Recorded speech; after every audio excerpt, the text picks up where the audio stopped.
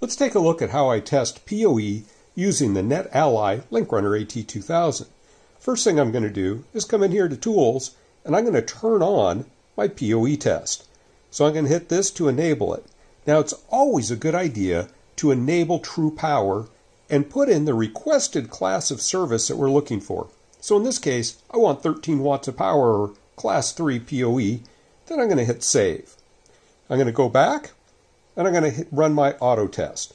So now auto test is going to establish a link, and it's not only going to measure the unloaded PoE voltage, it's going to apply that load to this connection, and we can see right here that we are able to get our 13 watts of power, and our unloaded voltage and our loaded voltage are about the same. This lets us know we've got a good PoE connection. Now what happens when there's too much resistance along the path between our switch and our end device? Well, let's do a quick PoE test here and see what that looks like.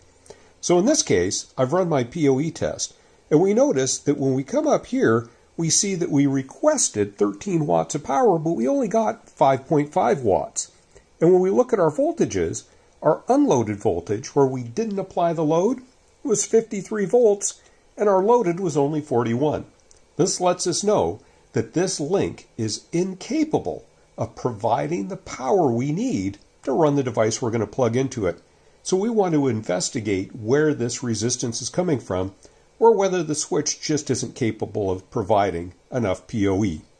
So in this case, hey, PoE failed. This link's not going to work for what we need it for, so we need to get it fixed.